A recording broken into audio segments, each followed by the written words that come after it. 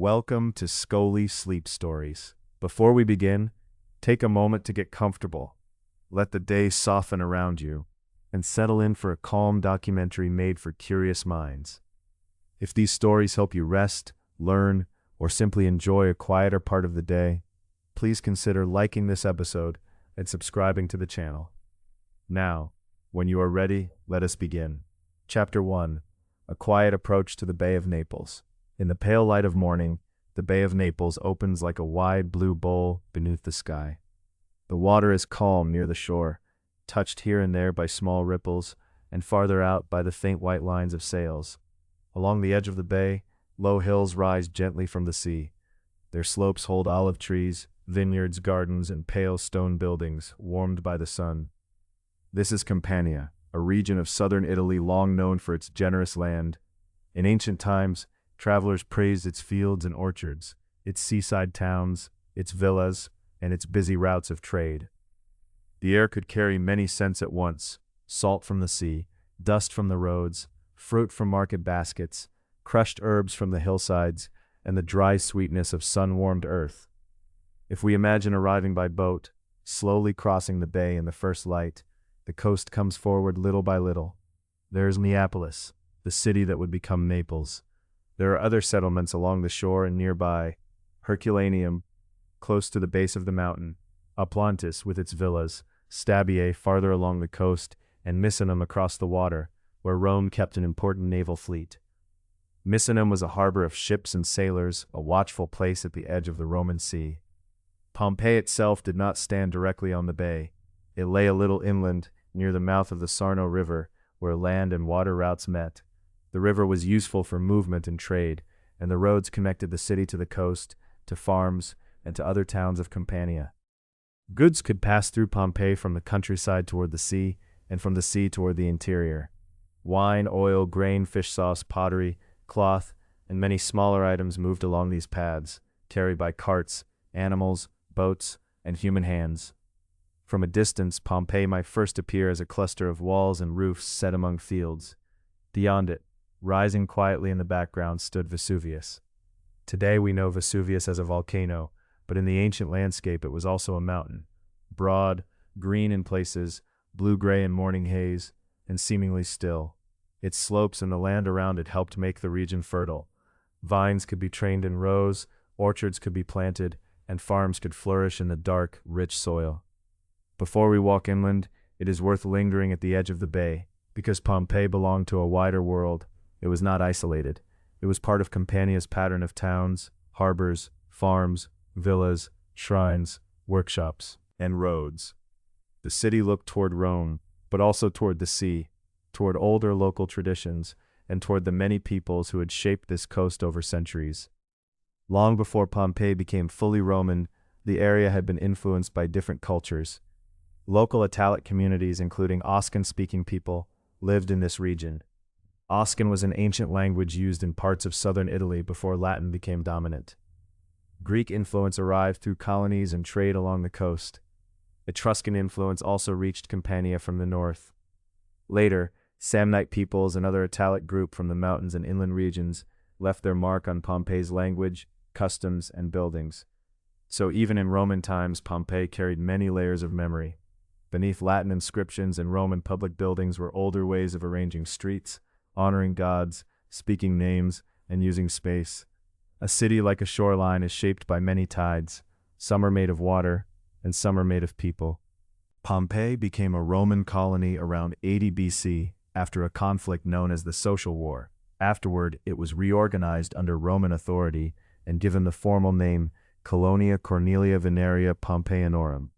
A Roman colony was a settlement closely tied to Rome, often with Roman citizens and Roman legal structures. The name was long and official, but everyday life in the city remained full of practical rhythms: opening shops, repairing walls, drawing water, baking bread, tending gardens, and greeting neighbors in the street. The population of Pompeii is not known exactly. Many scholars suggest that perhaps 10,000 to 12,000 people lived there, though some estimates are higher. Whatever the number, the city was large enough to be lively and complex, but small enough that its streets, fountains, workshops, and public spaces formed a closely connected urban world. It is important to imagine Pompeii not simply as a place of luxury or leisure. There were villas nearby, and some houses within the city were elegant, with painted walls, courtyards, and gardens. But Pompeii was also a working town. Its streets were lined with shops. Its workshops held tools, jars, and benches. Its people included wealthy householders, freed people, laborers, merchants, craftspeople, enslaved people, farmers, innkeepers, bakers, priests, children, and travelers passing through. Roman society was ordered by status and wealth, and daily life was not the same for everyone. Yet all these lives, different and unequal, helped make the city what it was. As morning grows brighter over the bay, we can picture the roads beginning to stir. A cart moves slowly, its wheels pressing into familiar ruts, sandals touch stone, birds lift from the fields, a boat nudges against a harbor wall. Somewhere inland, a gate opens. Somewhere beyond the gate, a shopkeeper prepares a counter, and water glints in a public fountain. The city waits ahead, not as a ruin, and not yet as a memory, but as a living place. Its walls hold the warmth of the sun. Its doorways open onto rooms of shade. Its roads lead outward toward the sea, and inward toward the fields. Behind it all, Vesuvius rests in the distance, quiet above the vineyards. And as we leave the blue of the bay and follow the land toward Pompeii, our attention turns gently to the earth itself, to the dark soil beneath the vines, the orchards rooted in volcanic ground, and the broad mountain rising silently beyond the fertile plain. Chapter 2. The Land Beneath Vesuvius. To understand Pompeii, it helps to linger for a while in the land around it. Before the streets, before the painted houses, before the sound of water in the fountains, there was Campania, a region of southern Italy, shaped by sea, sun, mountains, and deep earth. It lay around the wide Bay of Naples, where the coast curved gently, and the light often seemed softened by distance. Inland from the shore, fields rose and fell in quiet patterns. Vines climbed their supports. Olive trees held their narrow leaves to the wind, one side green, the other side silver. Fig trees spread their shade near walls and paths. Herbs grew in warm places between stones, and above this fertile country stood Vesuvius. To ancient eyes, the mountain may have seemed like a broad, steady presence. It was part of the horizon, part of the weather, part of the shape of home. Its slopes were useful as well as beautiful. Farmers worked the land below it and in places upon it. The soil was dark and generous. Grapes ripened in the sun. Orchards gave fruit. Grain grew in open fields. Gardens flourished behind walls and beside houses. The mountain was not only something to look at from a distance, it belonged to the daily life of the region. Today, we know that Vesuvius is a volcano, and that it belongs to what geologists call the Campanian volcanic arc. A volcanic arc is a line or curve of volcanoes formed by deep movements inside the earth. Beneath this part of the Mediterranean world, great pieces of the Earth's outer shell move slowly against one another. One of these pieces, the African plate, moves beneath the region connected with Europe and the Eurasian plate. This movement is far slower than a person can see, yet over long ages, it can melt rock deep underground and help create volcanoes. The ancient people of Pompeii did not have this kind of explanation. They did not speak of plates moving beneath continents, or of molten rock rising through cracks in the crust. Magma is molten rock below the surface of the earth. When molten rock reaches the surface, it may erupt as lava, ash, pumice, or other volcanic material.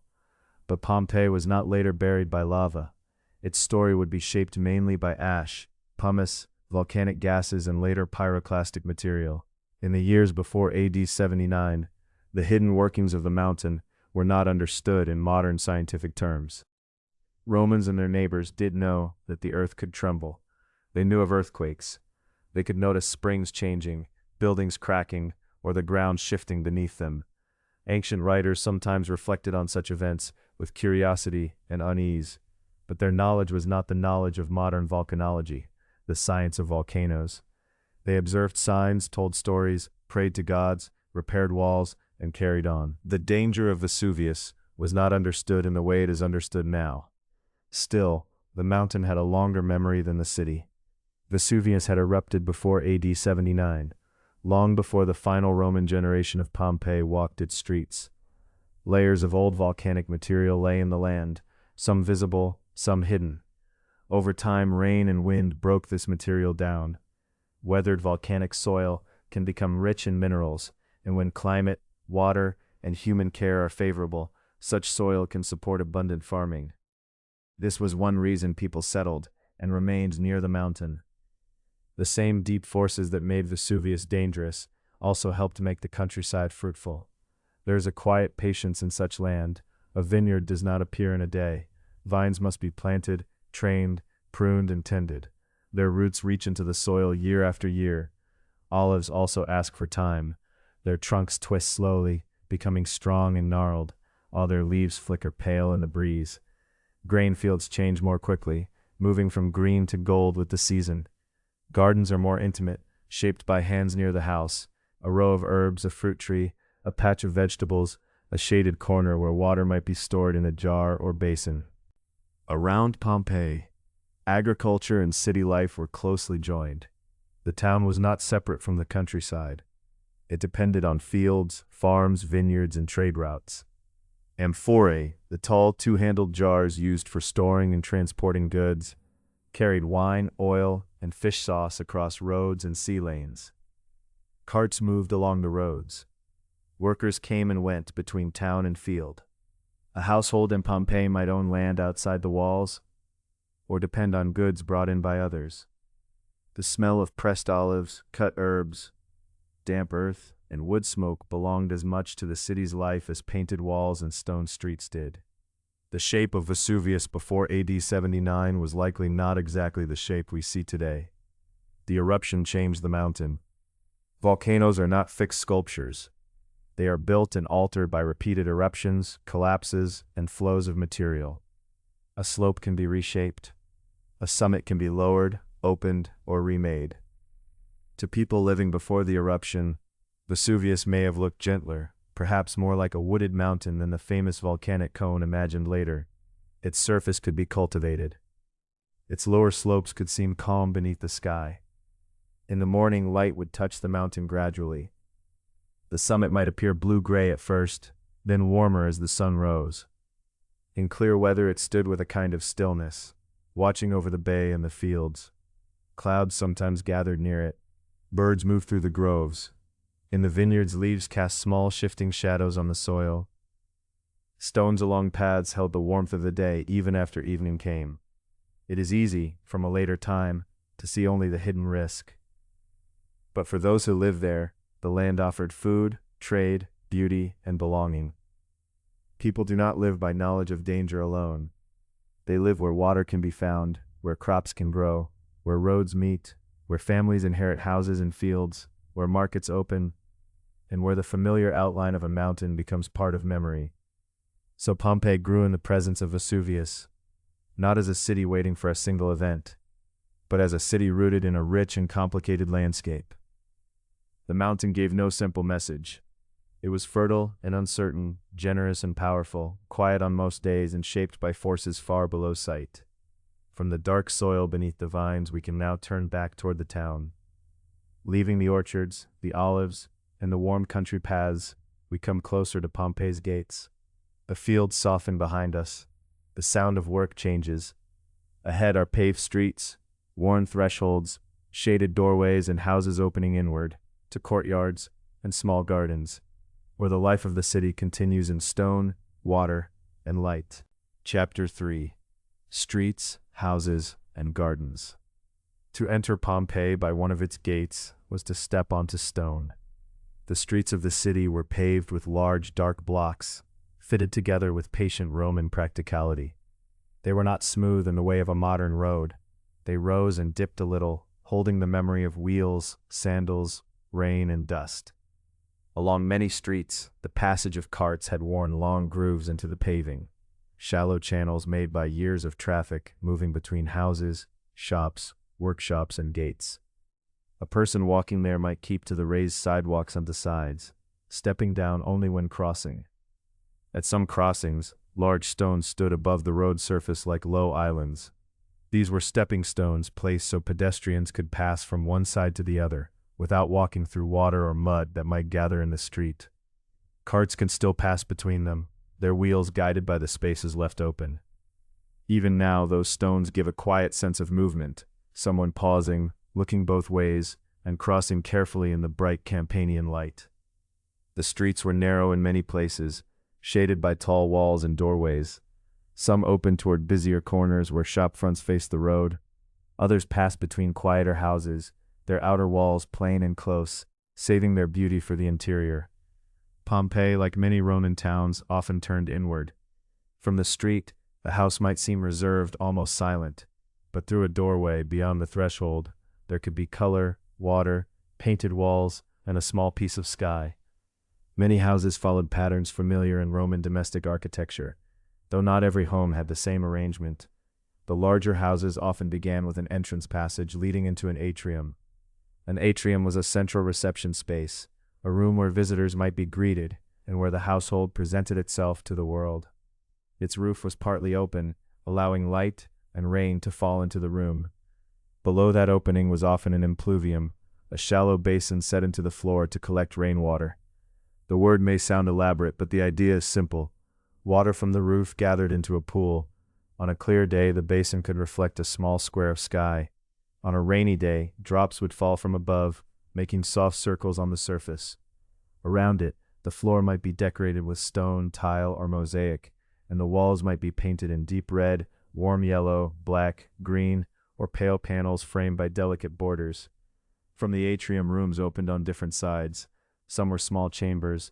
Some may have been used for storage, resting, business, or family life.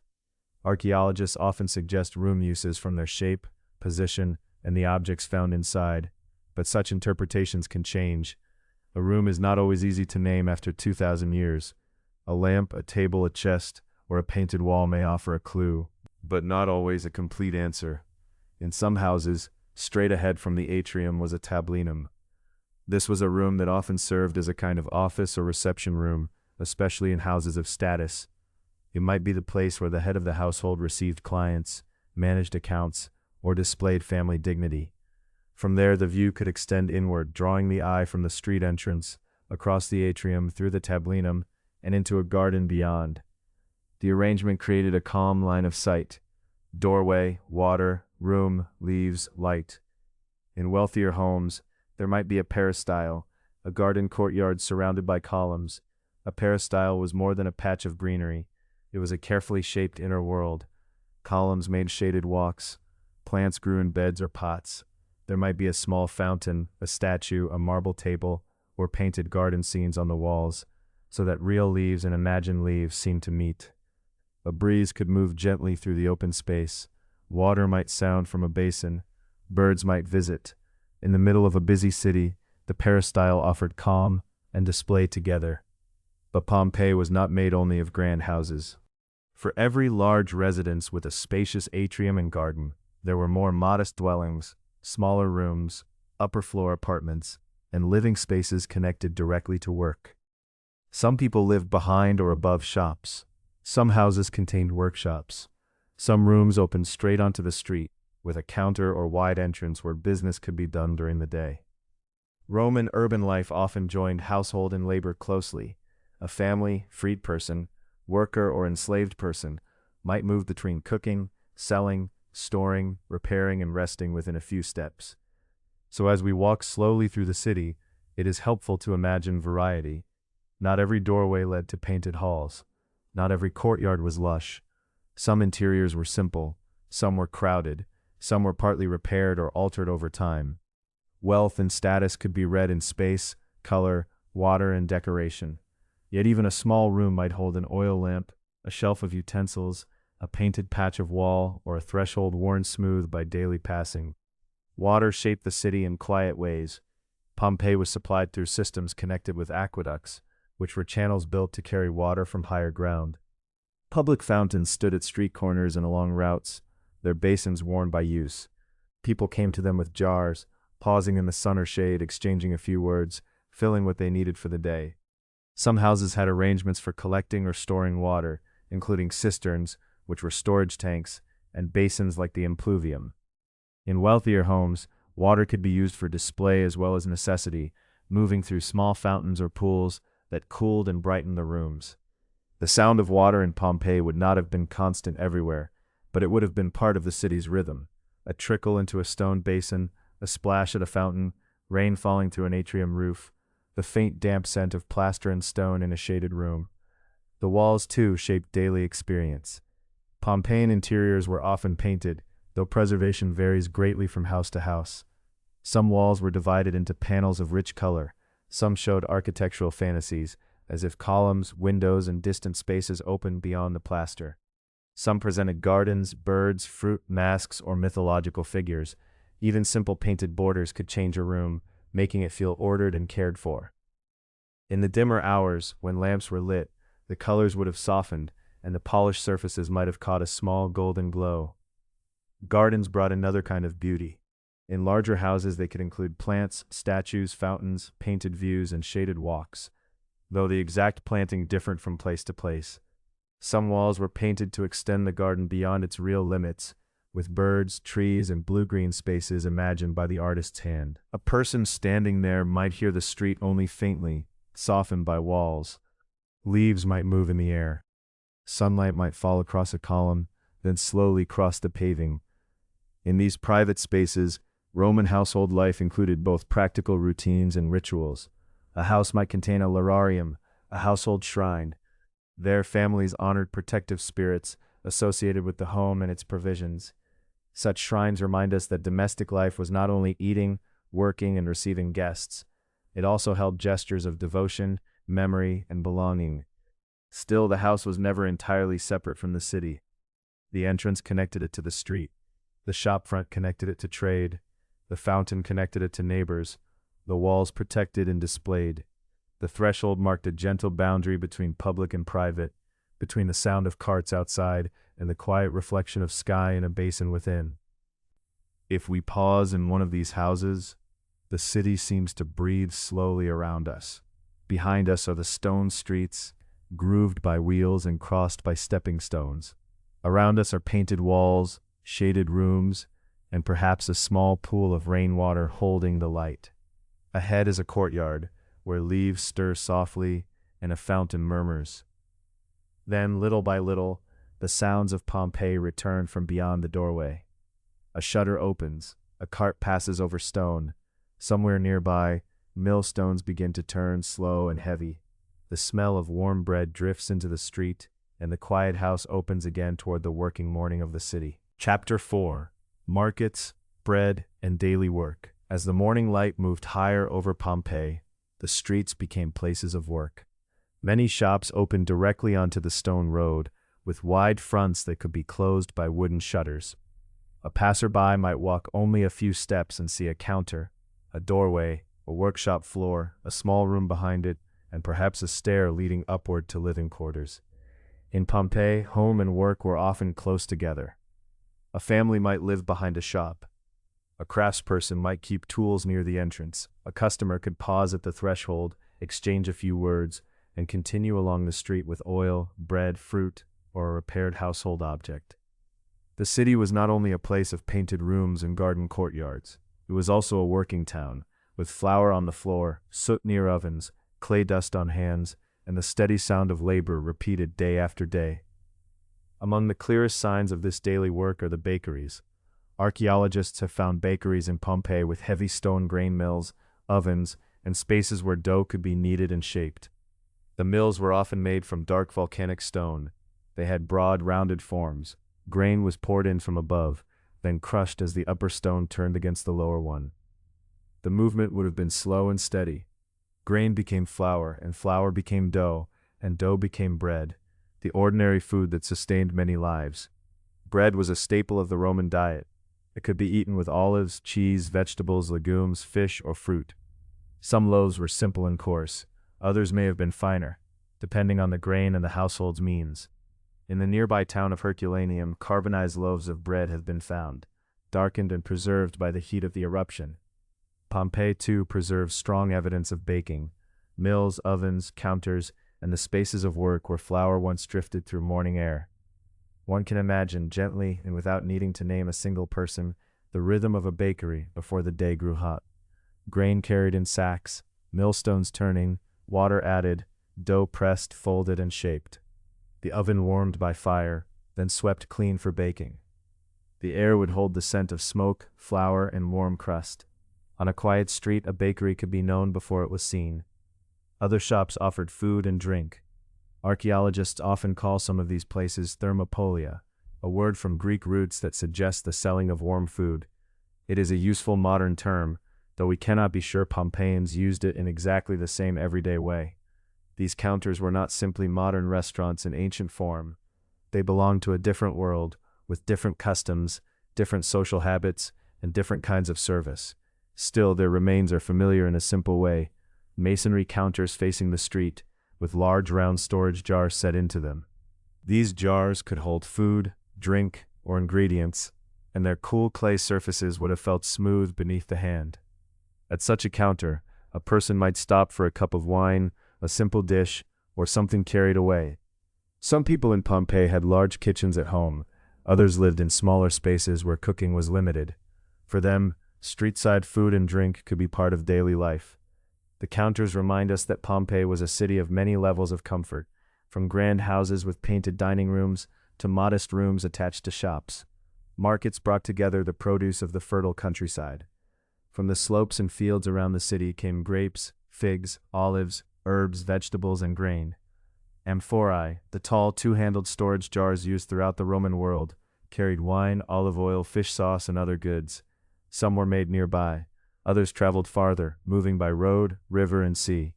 Pompeii stood near the Sarno River and not far from the Bay of Naples, so it was connected to wider routes of trade. Goods could arrive from farms, coastal settlements, and distant ports. Fish sauce was one of the important seasonings of Roman cooking.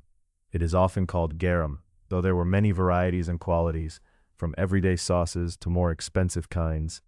It was made by fermenting fish with salt, creating a strong liquid used to flavor food.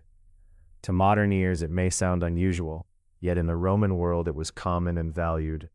In Pompeii, the house of Aulus Ambrosius Scaurus preserves evidence of a wealthy family connected with fish sauce production or trade. Their name appears on containers and mosaics, reminding us that some businesses could bring status and prosperity. Not every trade left the same kind of trace, but Pompeii shows many forms of craft. There were metal workers shaping and repairing objects of bronze or iron. There were potters and sellers of clay vessels. There were carpenters, though wood itself often decayed unless special conditions preserved it. There were workshops for small-scale manufacturing, where tools, fittings, lamps, and household items might be made or mended. Clothwork was also important. The Romans used wool, linen, and other textiles for clothing, blankets, hangings, and trade. In Pompeii, Phalonicae have been found. A phalonica was a workshop where cloth was cleaned, treated, and processed. The work could include washing, pressing, stretching, and finishing fabric. It was useful work, but it was not delicate or easy. It required water, repeated movement, and time. Wool might be handled while damp, then spread, smoothed, folded, and prepared for use or sale. The textures of such a place would have been simple and strong: wet cloth, stone basins, worn floors, folded fabric, the faint smell of cleaning mixtures, and hands moving carefully through a task learned by long practice. It is important in the quiet of looking back not to make all this work seem lighter than it was. Roman society was unequal. Many tasks were carried out by enslaved people, freed people, hired laborers, and those of low social status. A workshop might belong to one person, while much of the labor was done by another. Some workers may have taken pride in their skill. Some may have had little choice in their labor. Pompeii preserves counters, tools, ovens, jars, and walls, but it does not always preserve the full story of the people who used them. Still, the objects speak in small ways: a millstone worn by turning, a jar set into a counter, a lamp waiting for evening, a tool left near a work surface. These are not grand monuments, but they are deeply human. They tell of repeated mornings, of hands learning familiar motions, of customers pausing in doorways, of goods counted and carried, of food prepared and shared. As the day advanced, the streets warmed. Sunlight touched the upper walls, while the lower shop fronts kept their strips of shade. Baskets of figs and grapes rested near counters. Olives shone softly in bowls. Herbs gave off a dry green fragrance. Clay jars stood cool and patient. Somewhere bread came from an oven. Somewhere else wool was rinsed and folded. A metalworker's tools lay arranged for the next small repair. And through it all, water remained important. Work needed water, Households needed water. Travelers paused at fountains in the streets. The sound of splashing basins softened the movement of the town. From the markets and workshops, from the flour and clay and folded cloth, the path of the day led naturally toward those public places where water gathered. Fountains at corners, basins in open spaces, and the bath complexes where Pompeians met, washed, rested, and spoke together beneath the warm Campanian light. Chapter 5. Baths, Fountains, and Public Life. After the flour-dusted bakeries, the open shop fronts, and the steady work of the streets, Pompeii offers another daily rhythm, the rhythm of water. Water moved through the city in visible and invisible ways. It came by channels and pipes, by fountains and basins, by the careful engineering that Roman towns valued so highly. In the afternoon heat, a public fountain could be more than a useful place.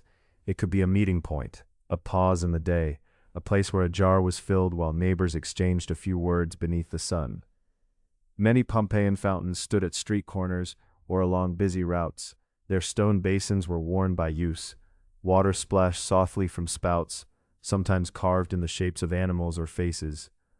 A person walking through the city might hear the small, steady sound before seeing the fountain itself. Water falling, gathering, overflowing, and moving onward. Not every house had its own convenient supply. Public fountains mattered. They helped make city life possible. Around them one might imagine children waiting with small vessels, workers rinsing dust from their hands, household servants filling jars, and passers-by pausing for a drink. The fountain was practical, but it was also social. Like so much in Pompeii, usefulness and community shared the same stone space. From these fountains, the story of water leads toward the baths. Public baths were important in Roman towns, not only for washing, but for meeting, resting, talking, and taking part in the shared life of the city. Pompeii had several bath complexes, including the Stabian baths, the Forum baths, and the Central baths. Each had its own history and arrangement. Some parts of these buildings may still have been under repair after the great earthquake of AD 62 or 63, which had damaged many places in the city. Pompeii was a city in use, and also a city being mended. The Stabian baths were among the older and larger bath buildings. Their walls and rooms held the long memory of public bathing in Pompeii. The Forum baths stood nearer the civic center, convenient for those who had business in the heart of town. The Central baths were a later project, spacious and ambitious, though not necessarily complete in every detail, by the time Vesuvius changed the city's story. A Roman bath was a sequence of rooms, each with its own temperature and purpose. The names can seem formal at first, but their meanings are simple. The Appetitorium was the changing room, where visitors left clothing and prepared to enter the bathing spaces. The Tepidarium was the warm room, gentle in temperature, a place where the body could adjust. The Caldarium was the hot room, filled with heat and steam, often with a basin of warm water. The Frigidarium was the cold room, where cool water refreshed the skin after warmth. Some bath complexes also included exercise areas where people might stretch, walk, or practice light activity before bathing. The baths were not only about cleanliness, they were part of a cultural pattern, a way of ordering time, care, conversation, and social presence. The warmth of the baths came from a clever system called the hypocaust. This was an underfloor heating system. Hot air from a furnace passed beneath raised floors and sometimes through hollow spaces in the walls. The floor itself rested on small supports, leaving room for the heated air to move. In this way, rooms could be warmed from below, and the heat could gather slowly in plaster, tile, and stone. One may imagine the bath attendant tending the furnace, the glow of fire hidden from the calm rooms above. In the Tepidarium, warm air would soften the space. In the Caldarium, steam might rise gently from water, blurring the bronze fittings and smooth plaster. Marble benches held the day's warmth. Voices echoed quietly from wall to wall. The baths brought people together, but not all people stood in society in the same way. Roman life was hierarchical. Citizens, freed people, enslaved people, wealthy families, laborers, visitors, and officials all moved through the city with different rights and expectations. Bathing customs could vary by status, gender, time of day, and local practice. Some people came for leisure, others worked there. Some entered as respected patrons, others as attendants or servants. Still, the baths formed part of the shared pattern of urban life. They were public places shaped by rules, habits, and social understanding. In their rooms, the city's many layers came close together. Comfort and labor, conversation and service, warm water and careful engineering. From the baths, a person could walk back into the light and follow the streets toward the Forum. The Forum was the main civic square of Pompeii. In a Roman town, the Forum was the center of public life, political, religious, legal, commercial, and ceremonial. It was not always quiet. In its working hours, it may have been filled with movement and sound. Traders, officials, petitioners, clients, voters, worshippers, and people simply passing through. Yet when we imagine it at a slower hour, perhaps as the sun crosses the paving stones and shadows gather beneath the colonnades, its shape becomes clear and calm. The Forum was an open space bordered by important buildings. There were administrative offices, market areas, and places connected with civic authority. The square helped organize the city's public world. Notices could be seen, business could be discussed, local politics could be displayed and debated. Pompeii, like other Roman towns, had elections and public offices, and the walls of the city carried painted notices supporting candidates. Public life was communal, but it was also political. Religion was woven into this public landscape.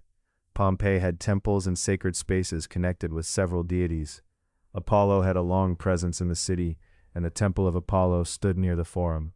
Jupiter, the great Roman sky god, was honored in a temple that faced the open square. Venus also had special importance for Pompeii, especially after it became a Roman colony under the name Colonia Cornelia Veneria Pompeianorum. The name itself carried a connection to Venus. There was also a temple of Isis, an Egyptian goddess whose worship had spread through the Roman world.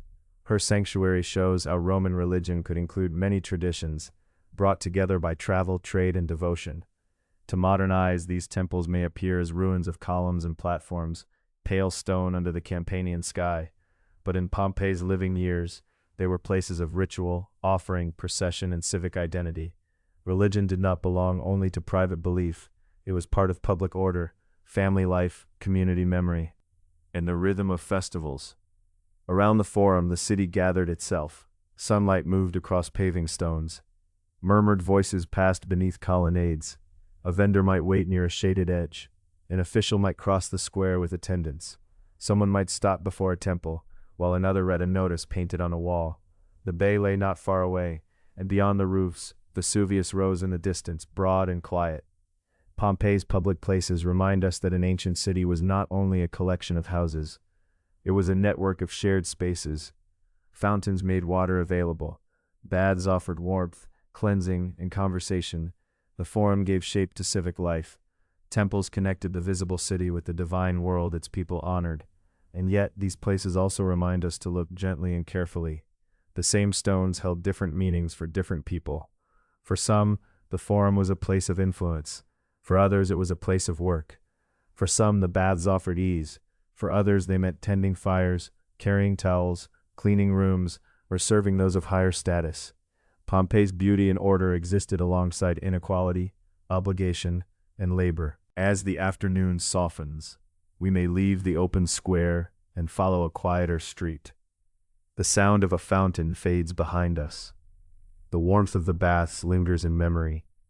The Forum, with its temples and public buildings, rests in the slanting light. Now the path turns inward again, away from civic stone and public voices, toward rooms where color waited on plaster walls. Beyond thresholds and courtyards, Pompeii kept another kind of record. Painted gardens, patterned floors, small household shrines, and images of gods, birds, fruit, and distant myths. In these private and semi-private spaces, beauty and belief were woven into the surfaces of daily life. Chapter 6: Art, Frescoes, and Household Beauty. Inside the houses of Pompeii, beyond the stone thresholds and shaded entrance halls, color waited on the walls. Some rooms were small and simple, with only a little paint remaining after centuries. Others opened into spaces of deep red, soft yellow, black, green, and white, where borders curled like vines and painted columns seemed to rise where no real columns stood. Even now, after time, heat, soil, and weather have changed many surfaces, Pompeii is still known for its frescoes, mosaics, decorative plaster, and painted walls. These works do not preserve every room perfectly, and many are faded, fragmentary, restored, or moved to museums. Yet enough remains to let us imagine how richly color once belonged to daily life. A fresco is a wall painting made on plaster. In the Roman world, artists often painted while the plaster was still damp, so that color could become part of the wall itself. Some details were added later, when the surface had dried. In Pompeii, these painted rooms could make a house feel larger, brighter, or more graceful. A plain wall might become an imagined garden. A dining room might open in paint onto a distant landscape. A small chamber might hold gods, heroes, birds, fruit, or delicate patterns that softened the edges of the room. Scholars often describe Roman wall painting at Pompeii in 4 broad Pompeian styles. These are modern categories useful for study, though real walls may blend one style with another. Some paintings imitate marble panels as if the house were lined with costly stone. Others create the illusion of architecture, with painted columns, balconies, and doorways that seem to lead into another space. Later styles may place small, elegant scenes in the center of broad fields of color, or combine fine decorative designs with imaginative buildings that could never quite stand in the real world. The names and divisions help us look carefully, but the rooms themselves are gentler than any system. They were made to be lived among. Imagine entering a room where the lower walls are dark and polished, the middle panels glow with red like warm earth, and above them small painted frames hold quiet scenes. There might be a still life, figs, a glass bowl, a loaf, a silver vessel, a cluster of grapes. There might be a theatrical mask, reminding the viewer of plays and festivals. There might be a mythological image, with gods and heroes from stories that Roman families knew in many forms. Such images were not only decoration, they could suggest learning, taste, family identity, devotion, memory, or simply pleasure and beauty. The colors of Pompeii have their own soft presence. Reds may recall cinnabar tones or sun-warmed clay, though some pigments have changed with time. Yellows hold the feeling of afternoon light. Black rooms, far from gloomy, could be elegant and calm, with fine lines and small pictures shining against the dark background. White panels could make a room feel open and clear. Green borders, leaves, garlands, birds, and fruits brought the garden indoors. Under the low glow of oil lamps, the walls must have changed again, their colors deepening as shadows moved slowly over plaster. On the floors, mosaics made another kind of art. A mosaic is a picture or pattern made from many small pieces of stone, glass, or tile. These little pieces are called tesserae. Set together, they could form borders, geometric designs, animals, masks, or grand scenes. At a doorway, a mosaic might greet a visitor. In a dining room, it might spread beneath couches and tables. Underfoot, the tiny stones were cool and firm, each piece modest by itself, yet together making a lasting design. One of the most famous mosaics from Pompeii is the Alexander mosaic, found in the House of the Faun. It shows Alexander the Great and Darius III in a great battle scene. It is large, detailed, and full of movement, made from an astonishing number of tiny pieces. Even in a gentle telling, it reminds us that Pompeian art could look far beyond the city itself, toward Greek history, royal power, and stories admired across the Mediterranean world.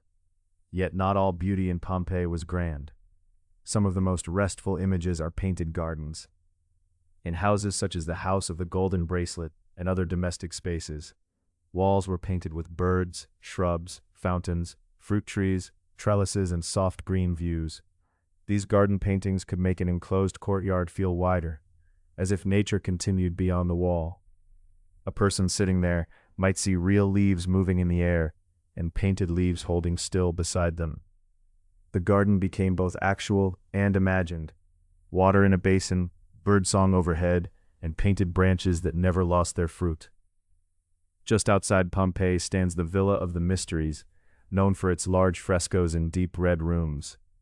The paintings show figures in a sequence that many scholars have connected with ritual, myth, or initiation, though their exact meaning remains debated. Some see references to the god Dionysus, associated with wine and theater. Others emphasize the difficulty of knowing precisely what the images meant to the people who first saw them. The figures are vivid, but the meaning remains partly quiet. Like many ancient works of art, they invite careful looking without giving every answer. In ordinary houses, duty was also connected with protection and ritual. Many homes had a household shrine called a lararium. This might be a small painted niche, a little cupboard-like structure, or an image on a wall near the atrium, kitchen, or garden. The lararium honored protective powers of the household.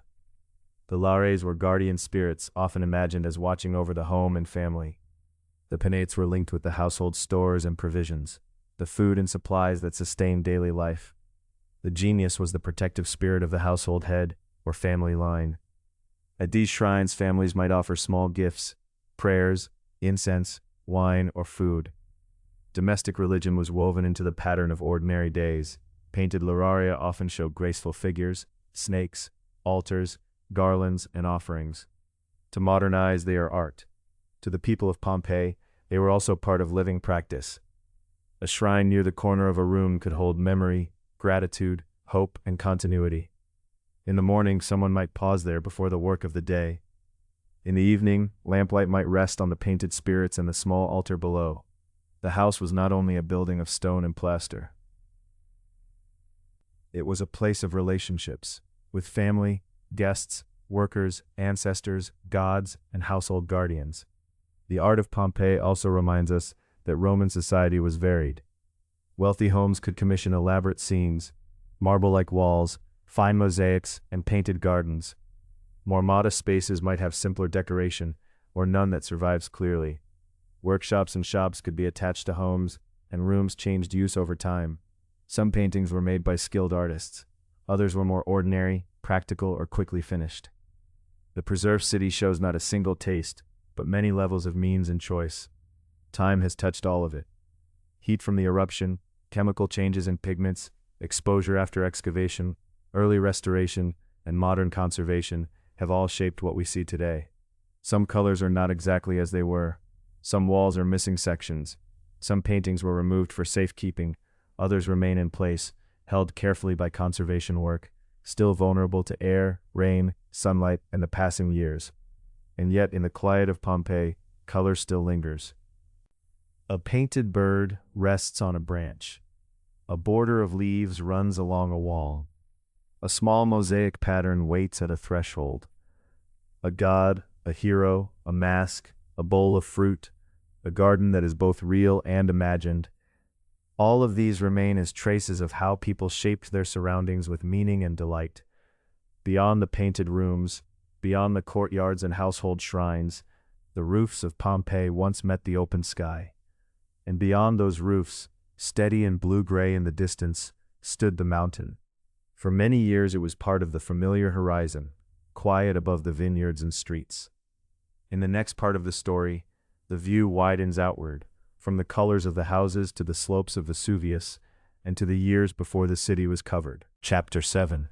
The Mountain Before the Eruption. For many years Vesuvius stood above Pompeii, as part of the familiar shape of the world. It was there beyond the fields and vineyards, broad and still in the changing light. In the morning it could appear blue-gray, softened by distance. At midday its slopes rested under a pale brightness. In the evening, when the Bay of Naples turned silver and the sky grew warm with dusk, the mountain became a darker outline against the west. To the people of Pompeii, it was not simply a danger waiting in silence. It was a landmark, a neighbor, a presence at the edge of ordinary sight. The land below it was generous. Vines grew well in the volcanic soil. Orchards and gardens found nourishment there. The roads that passed through the countryside carried carts, travelers, baskets, jars, tools, and news. Life moved around the mountain as it had for generations. Yet the earth beneath Pompeii was not always still. In the year AD 62, or possibly AD 63, a major earthquake struck the region of Campania. Ancient dates are sometimes difficult to fix exactly because they depend on later copies of texts and on the way events were recorded, but the earthquake itself was remembered. It was strong enough to damage Pompeii and other nearby places. Walls cracked, columns shifted, roofs fell in some buildings. Temples, houses, shops, baths, and public spaces all felt the force of the moving ground. The Roman writer Seneca, who thought deeply about nature and the forces of the world, wrote about this earthquake in Campania. Seneca did not understand earthquakes in the same way a modern geologist would.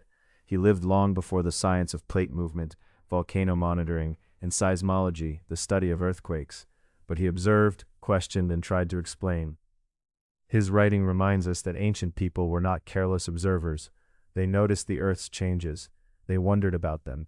They fitted them into the knowledge available to their time. After the earthquake, Pompeii did not become an empty city.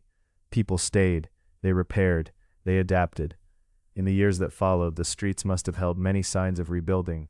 Scaffolding stood against sunlit walls. Blocks of stone were stacked beside doorways. Fresh plaster lay smooth and pale beside older painted surfaces, where red, yellow, black, or green decoration had survived. A room might have one wall restored and another still waiting. A courtyard might have a repaired column, its surface brighter than the weathered stone around it. Some buildings were restored quickly. Others remained unfinished for years. By AD 79, repairs were still underway in parts of the city. This is one of the quiet truths preserved at Pompeii. It was not a perfectly completed town, arranged for history like a model. It was a living place altered by damage, labor, money, delay, and hope. In one street, a householder might have hired workers to mend a roof before the rainy season. In another, a shop front might have reopened, even while the rooms behind it were still being patched. At a bath complex, repairs could be complicated and costly, especially where water systems, walls, floors, and heating spaces had been disturbed. Public buildings depended on civic planning, private donations, available materials, and the ambitions of local leaders. The city, like any city, healed unevenly. A wealthy family might restore painted rooms with fine new plaster. A modest household might repair only what was most necessary. A shopkeeper might replace a cracked threshold and return to business. A workshop might prop, patch, and continue because work could not wait for perfection. Enslaved laborers, hired workers, freed people, artisans, builders, and household members all formed part of this slow recovery. Their names are mostly unknown, but their work remains in stones reset, walls resurfaced, and spaces reused. Along the streets, carts continued to pass, their wheels following the old grooves worn into the paving stones. Dust rose and settled. Fountains still gathered people in the afternoons. Bread was baked. Cloth was cleaned and folded. Wine was stored in amphorae, the tall two-handled jars used for transport and keeping. Election notices were painted on walls. Household shrines received small offerings. Lamps were lit in the evening. The earthquake had changed Pompeii, but it had not stopped it. There were likely smaller tremors in the years before the eruption of Vesuvius. The region was restless, as volcanic regions often are. The ground may shake slightly. Springs and wells may change. Animals may behave in unusual ways. Such signs are sometimes associated with volcanic unrest, the period when a volcano is becoming active beneath the surface. But for Pompeii, we must be careful. The evidence for specific signs in the days and years before AD 79 is limited, and later stories can make the past seem clearer than it was. Ancient residents did not have modern volcanology. Volcanology is the study of volcanoes, their rocks, gases, eruptions, and warning signs. People in Pompeii could feel tremors and remember earthquakes, but they could not read instruments, measure underground pressure, or map magma moving below the mountain. Magma is molten rock beneath the earth. When it rises and erupts, it can become lava, ash, pumice, or other volcanic material. Pompeii's people did not have this framework of explanation. It would be too simple to say they ignored obvious warnings. What seems meaningful to us now, with the knowledge of what happened later, may not have seemed the same to them. Earthquakes were frightening and damaging, but they were not unknown in the ancient Mediterranean. A tremor might be understood as another misfortune of the region, not as the beginning of a volcanic event. A dry well might be blamed on weather, use, or local conditions. A restless animal might be noticed, then folded back into the day's work. Life often continues beside uncertainty. The mountain remained in view, quiet on the horizon. Its slopes held farms and paths. Its presence belonged to the landscape as deeply as the bay, the river plain, and the roads. People worked beneath it because the land was rich, because families lived there, because houses and shops and temples held memory, and because leaving a city was not a simple thing. So Pompeii repaired itself. In the Forum, the civic center, people still crossed the open space beneath the sun. At doorways, builders smoothed wet plaster with practiced hands. In gardens, leaves stirred in the afternoon air. The smell of lime mortar mingled with dust, bread, oil, and damp stone. New beams were lifted into place. Broken tiles were replaced. A painted border might be refreshed around a room, or lararium might be cleaned and repainted, its small images of protective spirits restored to brightness. Some spaces waited longer. A cracked wall could stand for years if it did not threaten immediate collapse. A temple might show both reverence and damage. A grand house could display ambition in one room and unfinished repair in another. These contrasts make Pompeii feel close to us. It was not a city outside time. It was a place of interruptions and continuations, of plans begun, delayed, changed, and resumed. The people who lived there had already known disruption. They had felt the ground move. They had watched walls fall, and had gathered what could be saved. Then they had returned to the steady tasks that make a city endure. Sweeping thresholds, carrying water, setting bread to bake, mending roofs, bargaining in shops, painting signs, tending vines, teaching children, worshipping household gods, and greeting neighbors in the street. Fresh plaster dried in the sun. Older paint faded softly beside it. Stone dust settled after carts rolled by. Shops reopened their shutters to the morning. Voices returned beneath colonnades. Water moved again through channels and fountains, sometimes repaired, sometimes altered. The mountain remained beyond the fields, neither forgotten nor fully understood. And then, after these years of mending, there came another ordinary beginning. The city that had repaired its walls and reopened its shops woke once more under the light of a new day. Ovens warmed before dawn. Fountains received the first visitors with their jars. Shutters were lifted. Footsteps crossed the worn stones. In courtyards, household lamps faded as daylight grew. Beyond the vineyards and orchards, Vesuvius rested in the distance, quiet beneath the morning sky. Chapter 8. The day begins, August or autumn in Pompeii. The day that changed Pompeii began, as far as we can tell, like many other days in the life of the city. For a long time, tradition placed it on the 24th of August, in the year AD 79. That day comes from manuscripts of letters written by Pliny the Younger, a Roman writer who watched the eruption from across the Bay of Naples, at Misenum, where the Roman fleet was stationed. Years later, Pliny described what he had seen in letters to the historian Tacitus. And yet the past often speaks in quiet fragments, and sometimes those fragments suggest a slightly different story. Many scholars now think the eruption may have happened later in the year, perhaps in October or November. A charcoal inscription found at Pompeii appears to have been written after the middle of October. Archaeologists have also found autumn fruits, such as pomegranates and walnuts, along with signs of heavier clothing, heating braziers, and evidence connected with the wine harvest. So we may imagine the morning carefully. Tradition long placed the day in late August, though many scholars now suspect it may have been later in the year. Whether the air was still warm with summer or touched by the cooler edge of autumn, Pompeii woke beneath the quiet slopes of Vesuvius. Before dawn, small household lamps still glowed in rooms and doorways. Their flames were low and golden, set in little clay or bronze vessels, fed by olive oil.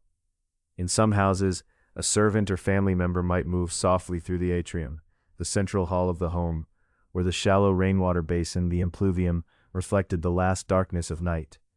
In other dwellings, simpler and more crowded, people stirred in rooms above shops or behind street-front counters. Not every house in Pompeii was spacious. Some had painted walls, garden courtyards, and columns. Others were modest places where living and working shared the same narrow space. The city held wealthy families, freed people, laborers, enslaved people, merchants, craftspeople, and visitors passing through. Each morning gathered them all into its ordinary rhythm. In the bakeries, ovens began to warm. The great round millstones, made of dark volcanic rock, waited in the half-light. Grain would be poured into them and ground into flour, slowly and patiently, as it had been on countless mornings before.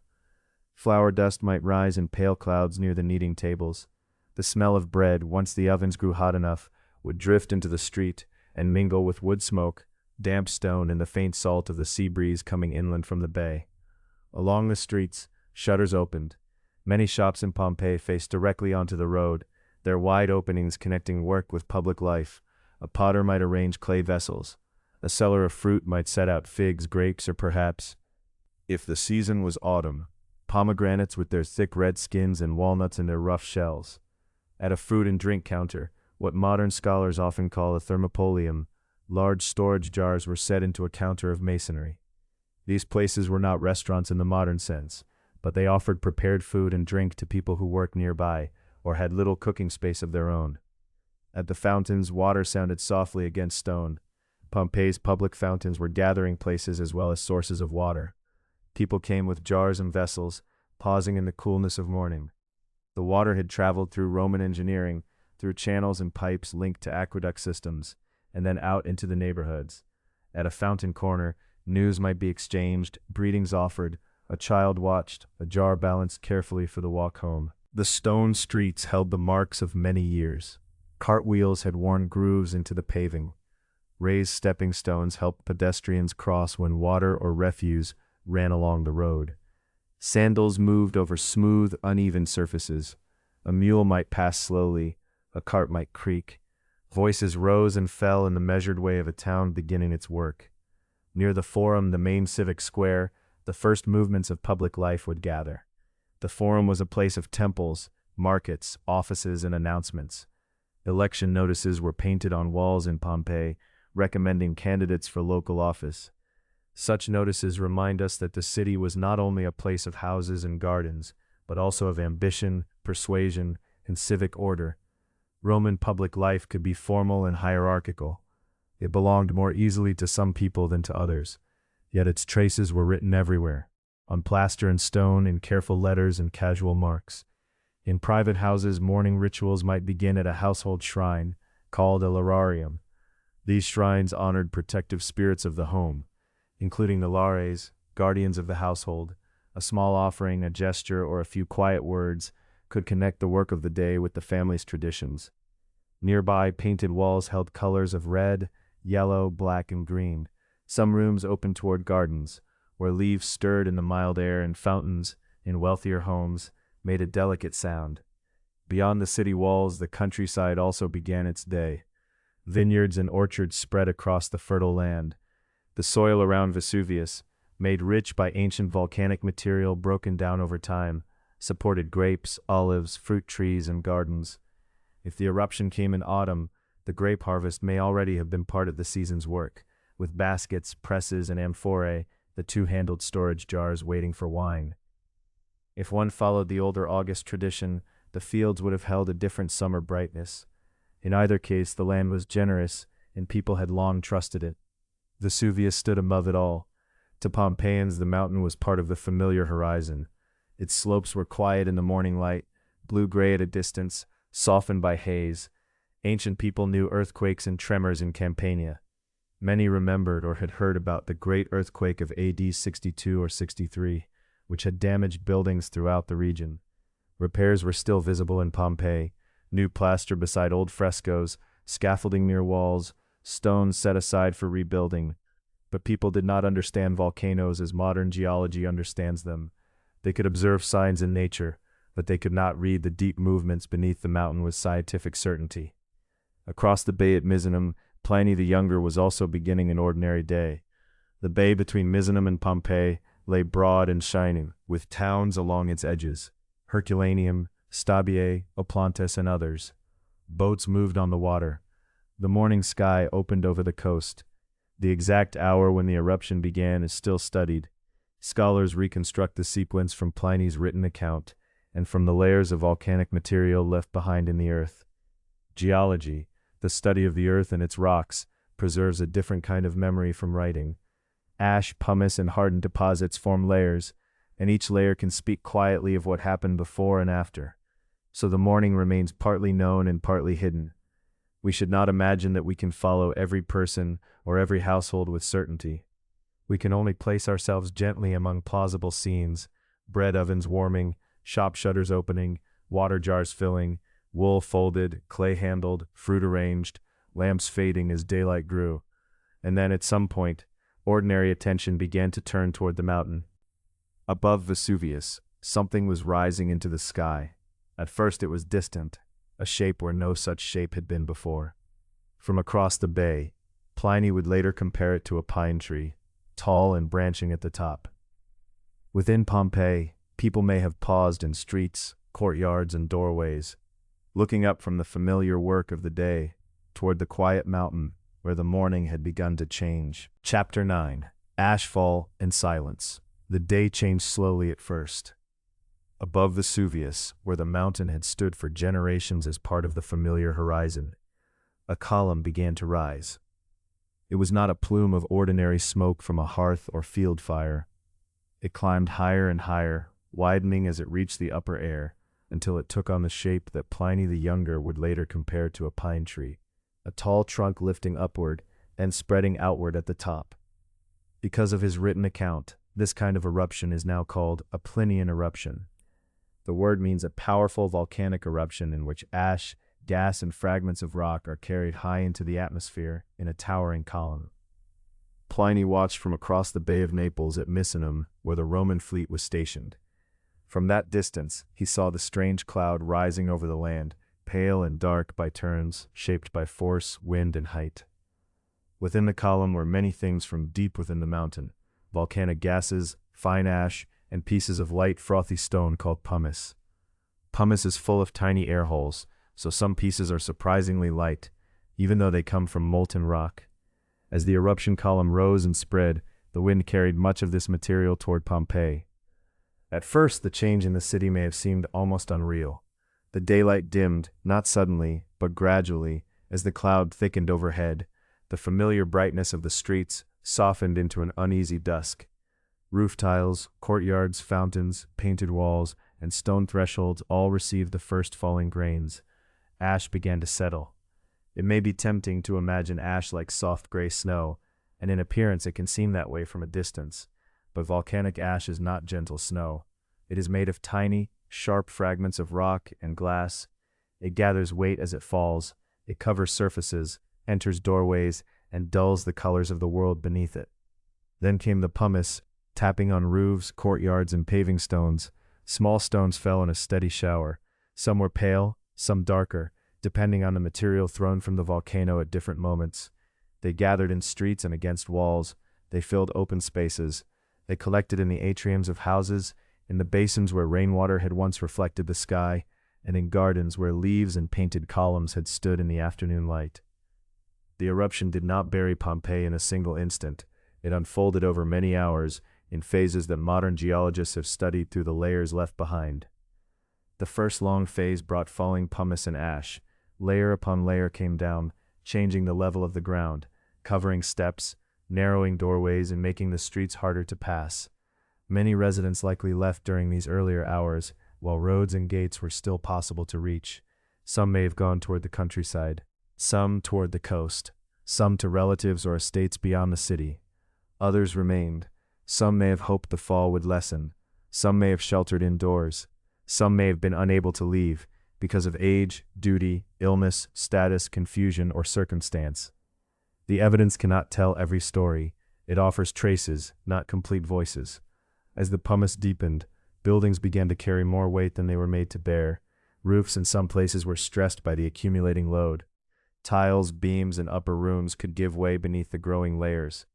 The city's familiar architecture, so carefully made of stone, brick, timber, plaster, and tile, met a force unlike ordinary weather.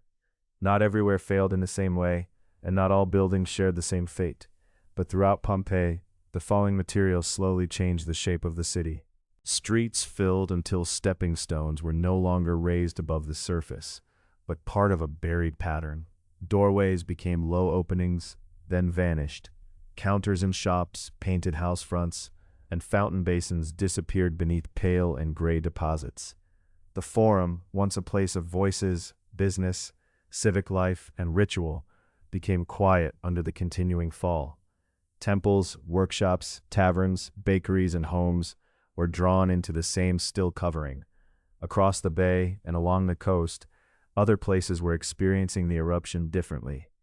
Herculaneum, closer to the sea and to the western side of the volcano, was not buried in quite the same way as Pompeii. There, hotter volcanic material later swept through and sealed the town in deeper deposits. In some places, this helped preserve wood, furniture, beams, doors, and other organic materials in ways that were different from Pompeii. Each town around Vesuvius became part of the same event, but each was shaped by wind, distance, landscape, and the changing behavior of the mountain. After the long fall of pumice and ash, later phases of the eruption brought another kind of volcanic movement. These were pyroclastic density currents, hot, fast-moving mixtures of gas, ash, and volcanic fragments that travel close to the ground. Specialists sometimes distinguish between surges and flows, depending on how dense they are and how they move, but both belong to the same broad family of dangerous volcanic currents. By the time these later currents reached Pompeii, the city had already been deeply altered. Layers filled the streets. Many roofs were covered or damaged. The world of open shops, courtyards, fountains, and roadways had narrowed beneath the fall. The later currents added more volcanic material and completed much of the burial. In all, Pompeii came to lie beneath roughly 4 to 6 meters of volcanic deposits, though the depth varied from place to place. That is enough to cover rooms, gardens, ovens, walls, and streets. Yet it was not lava that covered Pompeii. The city was buried mainly by ash, pumice, and later pyroclastic material. Lava, the glowing molten rock often imagined in stories of volcanoes, was not the substance that sealed the city. The eruption may have lasted around 18 to 24 hours, though scholars continue to refine the timing. To those who lived through it, time would not have felt like a simple measurement.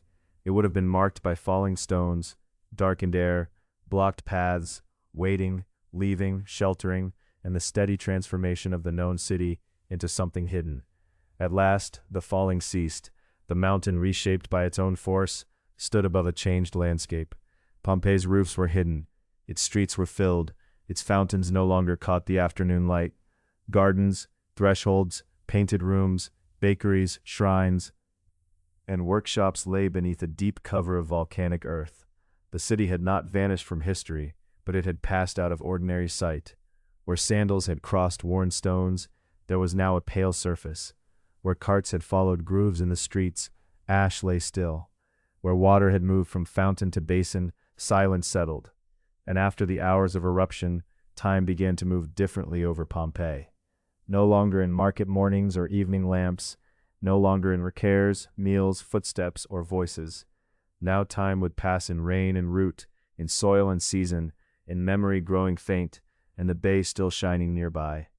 The city rested beneath the ash, quiet and covered, waiting for centuries to turn above it. Chapter 10. The Buried City Sleeps. After the last ash had settled, Pompeii was no longer a city of open streets and sunlit walls. It lay beneath a deep covering of volcanic material, layer upon layer of pumice, ash, and earth-colored fragments from the mountain. In some places, the covering was several meters deep. Doorways were filled. Courtyards disappeared. Garden paths, shop counters, fountains, and painted rooms were hidden from the changing light of day. The roofs that had once caught the morning sun were pressed under pale deposits. Some had already given way beneath the weight of falling pumice. Others may have stood for a time, their upper parts still visible above the new ground.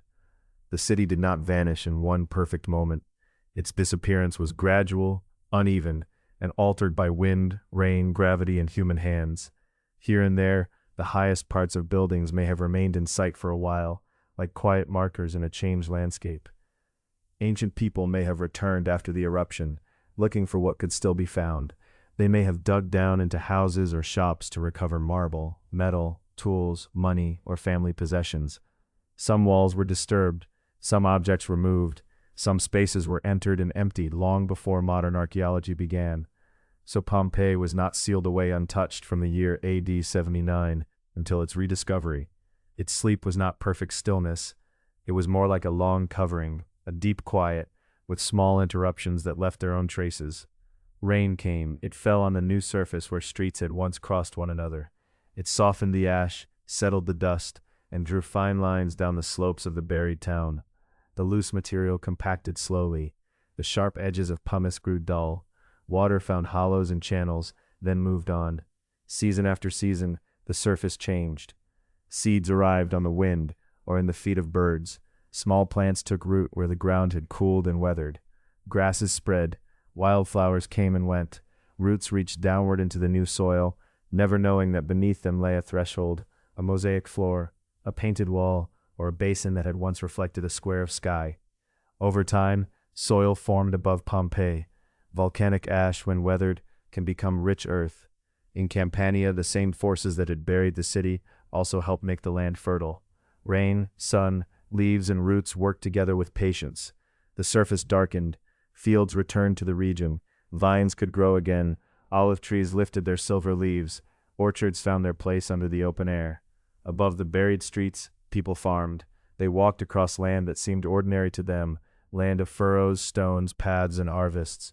They may not have known that beneath their feet were stepping stones worn by older sandals, wheel ruts cut by ancient carts, and fountains that had once given water to a Roman town. The Bay of Naples still shone nearby. Its water changed with the hour, blue in the clear morning, silver at evening, dark beneath passing clouds. Boats crossed it, as they had before. Settlements continued in the wider region. Naples, Stabiae, and other places remained part of a living landscape, though each had been changed in its own way by the eruption. Vesuvius, too, had changed. The mountain that had stood above Pompeii was reshaped by the eruption. Its old outline was altered, its summit broken and remade. In the distance it rested, blue-gray in haze, quiet for long intervals, though not gone from the world's natural rhythms. Beneath the ground, the city held its silence. In rooms that had once been filled with voices, the air was gone. Ash and pumice occupied the spaces where people had passed, from atrium to garden, from shopfront to back room, from street to bath, from shrine to doorway. The small basin of an impluvium, once used to collect rainwater in the central hall of a house, lay covered. Painted plaster walls where they survived kept their colors in darkness. Red panels, yellow borders, black backgrounds, painted vines, birds, and imagined architecture waited without knowing they waited, but preservation was never the same everywhere. Some walls collapsed, some upper stories were lost, rainwater seeped through certain deposits, roots entered cracks, ancient digging disturbed some places, later building and farming changed others. Organic materials, things once made of wood, cloth, food, leather, rope, leaves, and human hands, often decayed with time. Yet decay itself could leave a memory. A wooden door might vanish but leave an impression, a root might disappear but leave a hollow channel and hardened ash. A piece of furniture could decay and leave a void, an empty shape in the material around it. Food might carbonize, changed by heat into a darkened remnant. Seeds, fibers, and grains could survive in fragments. In this way, absence became evidence. What was gone still shaped what remained. This is one of Pompeii's quiet lessons. The past is not preserved only by what endures whole. It is also preserved by traces, outlines, stains, gaps, and layers. A cup might remain where it had fallen. A lamp might lie near a wall. A key might rest in debris. Amphorae, the two-handled jars used for storing and carrying wine, oil, fish sauce, and other goods, might stand broken or whole in a storeroom. In a garden, the roots of ancient plants could leave patterns in the soil. In a house, the place of a wooden chest might be known not because the wood survived, but because the surrounding ash remembered its shape. The city was buried, but not erased. Still, as years became generations, and generations became centuries, the exact place of Pompeii faded from common memory. The name did not disappear completely. It survived in ancient texts and in local references, like a word carried softly across time. But the streets themselves, the order of blocks and gates and houses, were no longer part of everyday knowledge. The city became less a place one could enter, and more a name belonging to the layered past. Above it, the world continued, languages changed, empires shifted, roads were repaired, forgotten, or remade. Fields were planted, harvested, and planted again. The seasons returned with steady patience. Spring brought green shoots, summer ripened fruit, autumn laid leaves and grape skins on the soil, winter rain darkened the ground and washed the fields clean. Below, Pompeii kept its uneven shelter. The burial protected many things that might otherwise have been lost to weather, rebuilding, and reuse.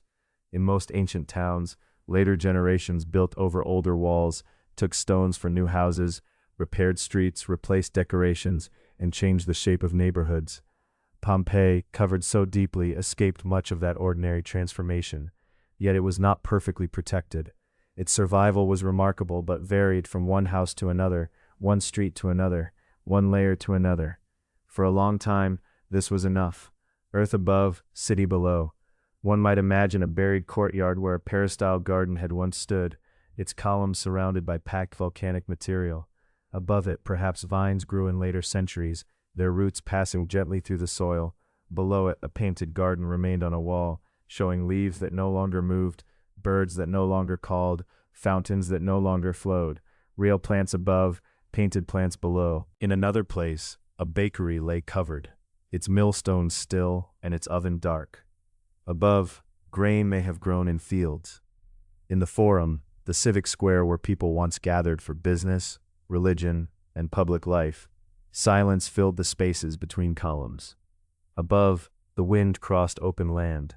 Centuries passed like quiet weather. The buried city did not dream, of course.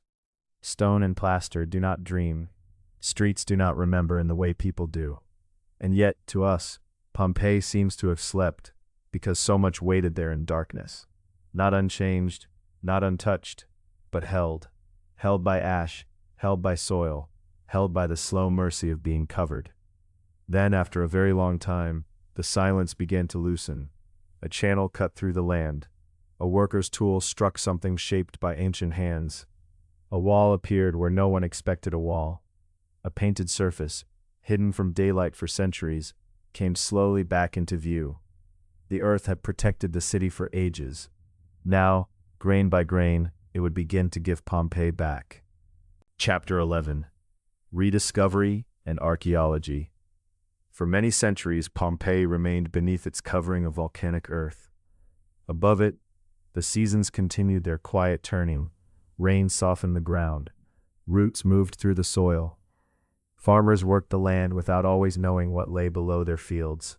The name Pompeii had not vanished entirely from history, but the city itself, with its streets and fountains and painted rooms, had slipped away from ordinary sight. Sometimes the buried past was touched by chance. In the late 16th century, the architect Domenico Fontana was working on a canal in the area. As the cutting of the channel passed through ancient ground, workers encountered walls, inscriptions, and traces of old buildings. They had come close to Pompeii, though the meaning of what they had found was not fully understood or pursued. The remains were noted, then left behind again, as the work of the living world continued above the older one. It would be much later, in the 18th century, that formal excavation began. First came Herculaneum, another town buried by the same eruption of Vesuvius, where digging began in 1738. Then in 1748, workers began to uncover Pompeii itself. These excavations took place under the Bourbon rulers of Naples, especially Charles of Bourbon, who was deeply interested in the ancient objects being brought to light. At first, the work was not archaeology in the careful modern sense. It was often closer to treasure hunting.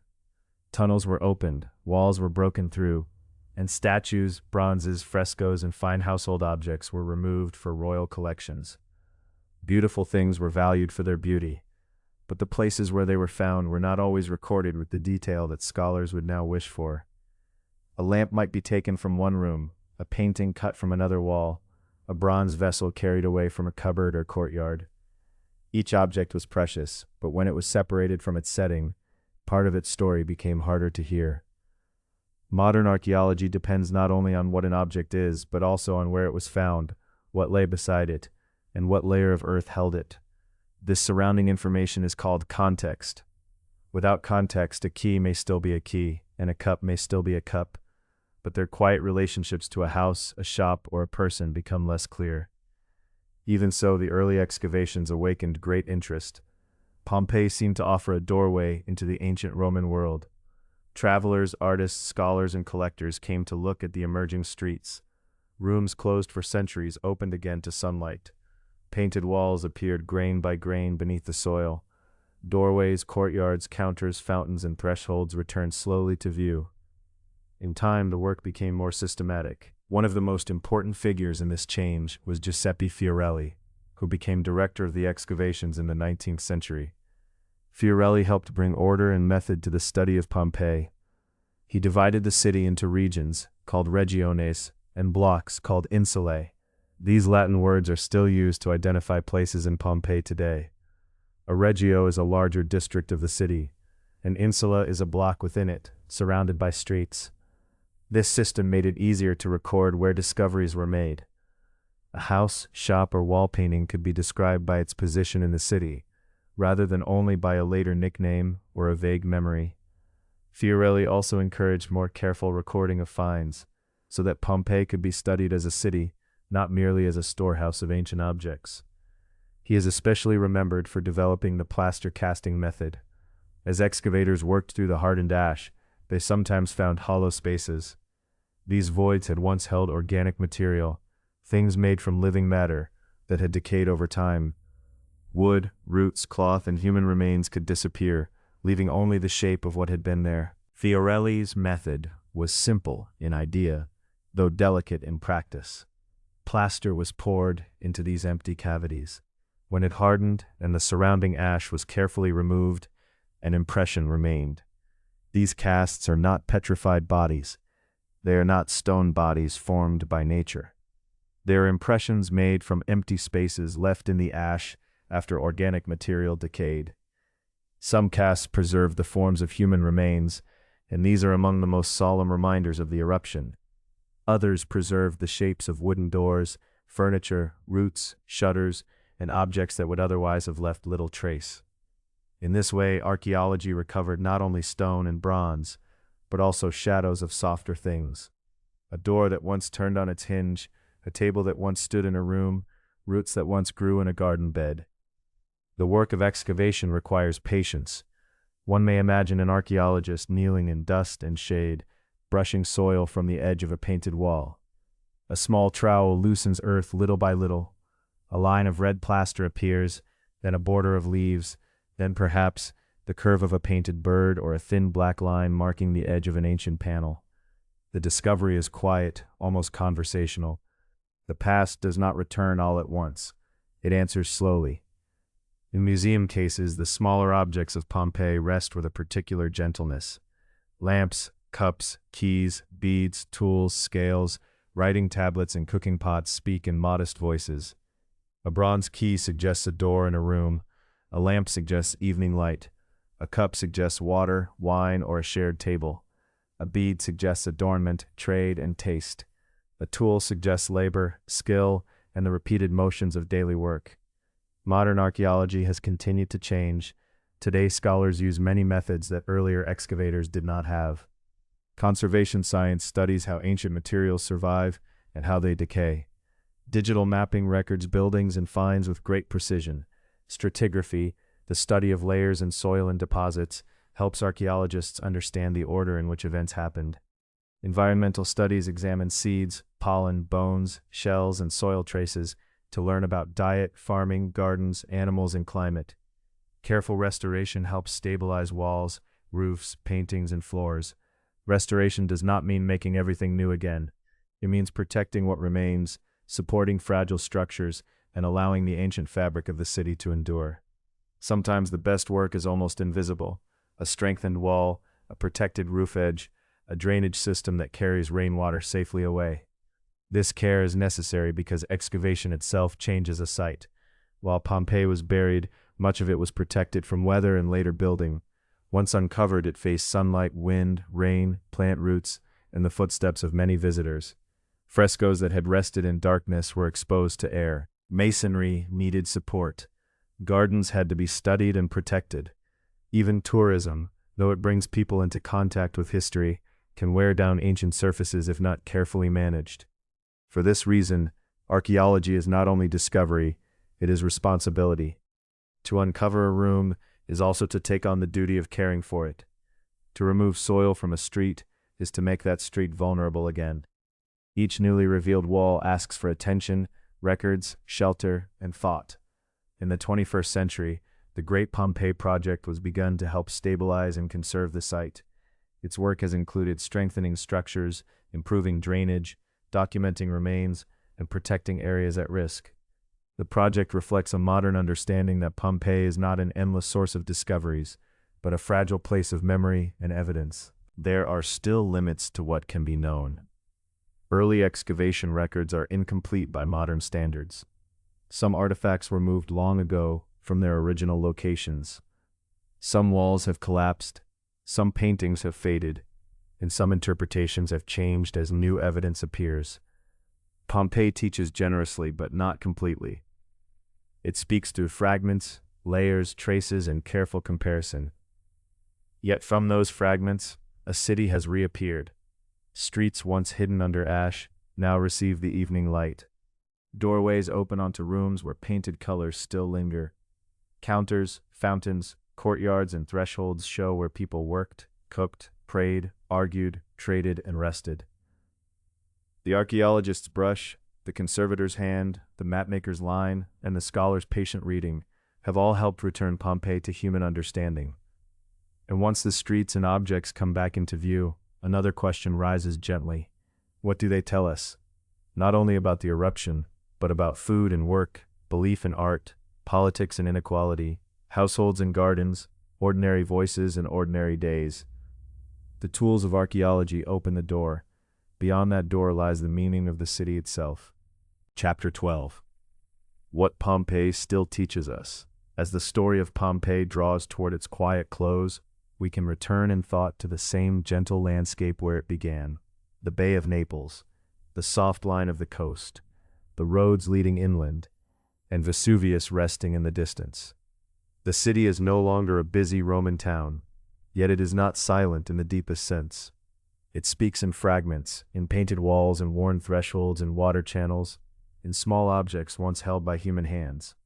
Pompeii teaches not through one grand monument alone, but through many ordinary traces placed side by side. Its streets show the pattern of urban planning, the way a town was arranged for carts, pedestrians, shops, fountains, houses, temples, and open public spaces. The paving stones still carry grooves made by wheels. The raised stepping stones still mark crossings where people once moved from one side of the street to the other. Even the drains, sidewalks, and street corners help historians understand how a Roman city worked in daily practice. Its houses teach in a quieter way. Some were large and richly decorated, with atria, garden courtyards, painted rooms, and pools that caught the rain. Others were modest, crowded, or joined closely to workshops and shops. Pompeii reminds us that Roman domestic architecture was varied. An atrium was a central hall, often used for receiving visitors. An impluvium was the shallow basin beneath an opening in the roof, made to collect rainwater.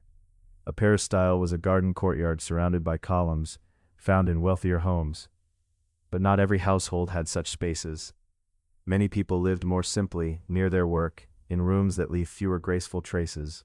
From ovens, mills, amphorae, and food remains, Pompeii teaches about foodways, meaning the habits of producing, storing, preparing, and eating food. Bread, olives, wine, legumes, fruit, cheese, vegetables, fish, and sauces all belong to the world of the city. Amphorae, the tall two-handled jars used for transport, carried wine, oil, fish sauce, and other goods along trade routes. The bakeries and food counters show a city where many meals were shaped by labor, commerce, and the rhythm of the street.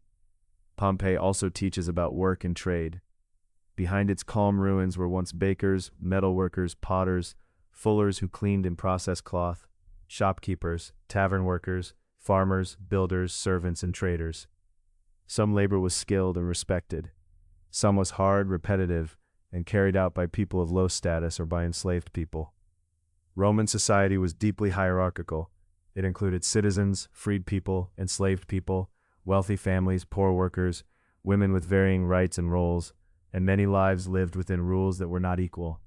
Pompeii should not be softened into a picture of comfort alone.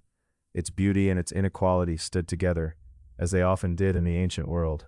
Religion, too, is present everywhere. Public temples stood in and around the civic spaces, dedicated to deities such as Apollo, Jupiter, Venus, Isis, and others. But religion was also domestic and intimate. In houses and shops, small shrines called lauraria honored protective household spirits. The lares were guardians of the home. The penates were connected with the household store and provisions. The genius represented a protective spirit of the household line or head. These shrines remind us that daily ritual could be as simple as a gesture, an offering, or a painted image watched over by lamplight. The art of Pompeii remains among its most vivid gifts. Frescoes, which are paintings made on plaster, preserve garden scenes, mythological stories, still lifes, architectural illusions, birds, vines, masks, and quiet borders of leaves and fruit. Mosaics, made from small pieces of stone, glass, or tile, once cooled the floors beneath bare feet or sandals. Some images are clear in theme, others remain uncertain. Scholars continue to discuss what certain scenes meant, especially where ritual, myth, and household identity overlap. Colors have changed with time, heat, exposure, and restoration. Still, the painted rooms seem to glow softly in the imagination, as if evening light were moving across them again. Pompeii also preserves voices. Its walls carry inscriptions and graffiti, names, jokes, greetings, advertisements, poems, accounts, and quick remarks scratched or painted in passing. Some are formal, some casual, some affectionate, some boastful, some puzzling. Election notices painted on walls show local politics and public endorsements. They tell us that people supported candidates, advertised reputations, and took part in civic life in visible ways. These writings are especially precious because they do not all come from poets, emperors, or historians. Some come from the street. They are brief, human, and uneven, like voices heard for a moment through an open doorway. Pompeii has also helped scholars think about women's economic and religious roles. Some women appear in inscriptions connected with property, business, benefaction, worship, or family memory.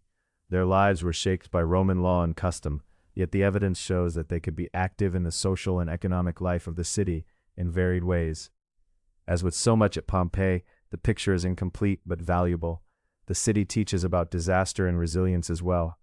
Before the eruption, Pompeii had endured earthquake damage, and repairs were still visible in many places. People rebuilt walls, renewed plaster, reopened shops, and continued their routines.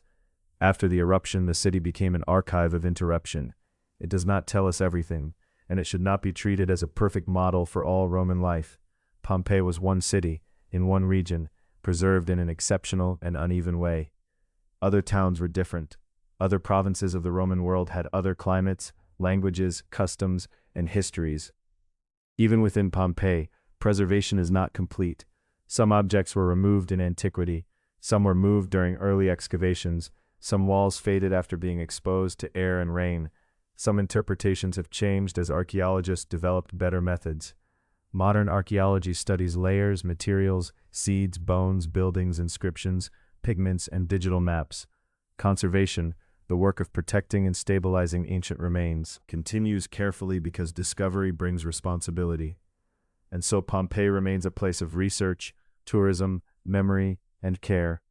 Visitors walk its streets in the present, while scholars continue to ask patient questions of the past. A lamp, a cup, a loaf, a key, a painted bird, a fountain basin, a shop counter, a small shrine, each carries a portion of memory, but never the whole. At dusk, the Bay of Naples turns silver, the mountain rests against the fading sky. The old roads lie quiet, and the ancient streets of Pompeii hold their long conversation with time. The city is ordinary and extraordinary at once, a place of work, worship, hunger, art, laughter, rank, sorrow, repair, and endurance. Its fragments continue to speak softly, not with final answers, but with traces of lives once lived beneath the same light.